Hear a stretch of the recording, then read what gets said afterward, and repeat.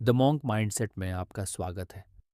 आज आप जो सुनने जा रहे हैं वह सिर्फ एक किताब नहीं है, बल्कि इतिहास के सबसे शक्तिशाली इंसान की निजी डायरी का एक हिस्सा है। रोमन सम्राट मार्कस ऑनरेलियस ने ये बातें किसी दुनिया को दिखाने या प्रसिद्धि पाने के लिए नहीं लिखी थीं। उन्होंने इसे युद्ध के मैदान में, अपनों के धोखे के बीच और साम्राज्य की भारी जिम्मेदारियों के दौरान अपने भटकते हुए मन को शांत और स्थिर रखने के लिए लिखा था। जैसे जैसे आप इन विचारों को सुनेंगे, इसे महज एक इतिहास का पाठ मत समझिएगा।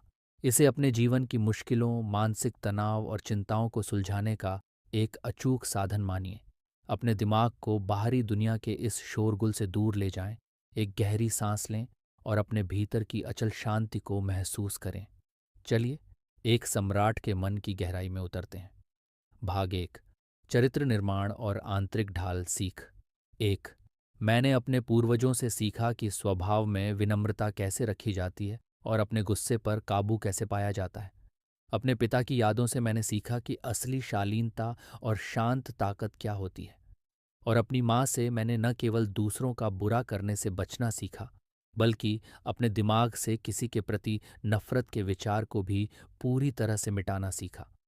उन्होंने मुझे एक बेहद साधारण जीवन जीना सिखाया, जो अमीरों की दिखावे वाली आदतों से कोसों दूर था।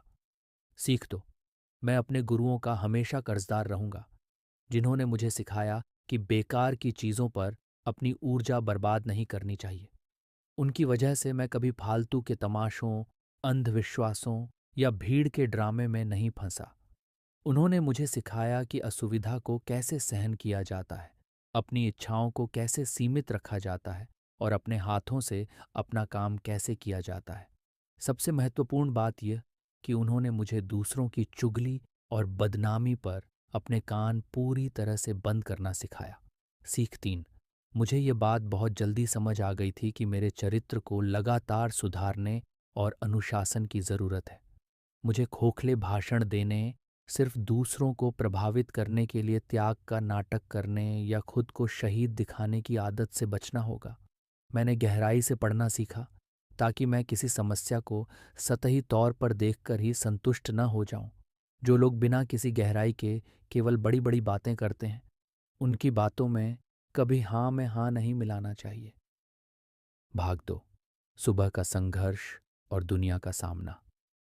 सीख चार, जब सुबह बिस्तर छोड़ने का मन न करे तो खुद से कहें, मैं एक इंसान के रूप में काम करने के लिए उठ रहा हूँ। मैं उस काम को करने जा रहा हूँ जिसके लिए मेरा जन्म हुआ है और जिसके लिए मुझे इस दुनिया में लाया गया है। तो फिर मैं किस बात की शिकायत कर रहा हूँ? क्या मेरा जन्म केवल चादर तान कर गर्म बिस्तर में पड़े रहने के लिए हुआ था? क्या आप केवल मज़ा लेने के लिए पैदा हुए हैं? पौधों, पक्षियों, चींटियों और मधुमक्खियों को देखें। वे सब अपने अपने काम में लगे हुए हैं और इस दुनिया को चलाने में अपना योगदान दे रहे हैं। फिर आप एक इंसान होकर भी अपनी जिम्मेदारी से क्यों कतरा रहे हैं? सीख पाँच, हर सुबह जब आप उठें तो खुद से कहें, आज मुझे जिन लोगों से मिलना होगा वे शायद दखल देने वाले, कृतघ्न, अहंकारी, बेईमान और ईर्ष्या करने वाले होंगे। वे ऐसे इसलिए हैं क्योंकि वे अच्छे और बुरे के बीच का अंतर नहीं जानते। लेकिन मैं, जिसने अच्छाई की खूबसूरती और बुराई की क्रूरता को देखा है, जानता हूं कि इनमें से कोई भी मुझे नुकसान नहीं पहुंचा सकता। कोई भी मुझे उस चीज में शामिल नहीं कर सकता जो गलत है, और न ही मैं अपने किसी साथी इंसान से नाराज हो सकता हूं। हम सब एक साथ काम करने के लिए बने हैं। सीख छः, याद रखें कि आपका अस्तित्व कितना छोटा है और समय का चक्र कितना विशाल है। ये पूरी दुनिया एक छोटे से बिंदु के समान है और इसमें आपका जीवन केवल एक पल मात्र है। फिर किसी भी बात का घमंड क्यों करना? अपनी आत्मा को उस आंतरिक गढ़ की तरह बनाएं, जहां बाहरी दुनिया का कोई भी तूफान प्रवेश न कर सके। चीजें खुद चलकर आपकी आत्मा को छू नहीं सकती। वे बाहर शांत खड़ी रहती हैं। आपके भीतर की अशांति केवल आपके अपने विचारों से पैदा होती है। अपने विचारों को बदलें, आपकी दुनिया अभी इसी वक्त शांत हो जाएगी। भाग तीन, समय की सीमा और आत्मा का अपमान। सीख सात, याद रखो कि तुम्हें जो समय मिला है उसकी एक निश्चित सीमा है। अगर तुम इस समय का उपयोग अपने मन के बादलों को साफ करने के लिए नहीं करते, तो ये समय निकल जाएगा, तुम भी निकल जाओगे, और ये मौका दोबारा कभी लौट कर नहीं आएगा। हर काम को ऐसे करो जैसे वह आपके जीवन का आखिरी काम हो। अपने मन को बाकी सभी चिंताओं से मुक्त कर लो। सीख 8। इंसान की आत्मा खुद का अपमान तब करती है जब वह इस ब्रह्मांड में एक ट्यूमर या फोड़े की तरह बन जाती है। प्रकृति में जो कुछ भी होता है, उससे असंतुष्ट होना या चिढ़ना ब्रह्मांड के खिलाफ विद्रोह करने जैसा है। हमारी आत्मा खुद का अपमान तब भी करती है जब वह किसी इंसान से नफरत करती है या उसका नुकसान करने की नीयत रखती है। जीवन बहुत छोटा है। जो लोग दूसरों के दिमाग में क्या चल रहा है ये जानने के लिए उत्सुक रहते हैं, वे अक्सर दुखी रहते हैं। लेकिन जो अपनी खुद की आत्मा को नहीं देखता, वह निश्चित रूप से बर्बाद हो जाता है। सीख 9। लोग शांति की तलाश में शहरों से दूर पहाड़ों, समुद्र के किनारों या जंगलों में जाते हैं। लेकिन यह सब बहुत आम और नासमझी की बात है, क्योंकि आप जब चाहें अपने भीतर शांति पा सकते हैं। एक इंसान के लिए अपने ही मन से ज्यादा शांत और सुरक्षित कोई दूसरी जगह नहीं होती। जब भी दुनिया का तनाव बढ़े, अपने भीतर कदम रखें, अपने विचारों को स्थिर करें और बिल्कुल तरोताज़ा होकर वापस लौटें। भाग 4। दृष्टिकोण ही सब कुछ है। सीख 10। किसी भी चीज़ को लेकर यह मत कहो कि मुझे नुकसान हुआ है। नुकसान की भावना को अपने भीतर से निकाल दो और नुकसान अपने आप गायब हो जाएगा। जो चीज़ आपके चरित्र को बदतर नहीं बनाती, वह आपके जीवन को भी बदतर नहीं बना सकती। वह आपको न तो बाहर से नुकसान पहुंचा सकती है और न ही भीतर से। ब्रह्मांड की प्रकृति हमेशा पूरी दुनिया के भले के लिए काम करती है। सीख 11। इस दुनिया का सबसे बेहतरीन बदला क्या है? सबसे बड़ा बदला यह है कि आप अपने दुश्मन जैसे न बने। जब कोई आपके साथ बुरा व्यवहार करे तो अपनी इंसानियत मत खोइए।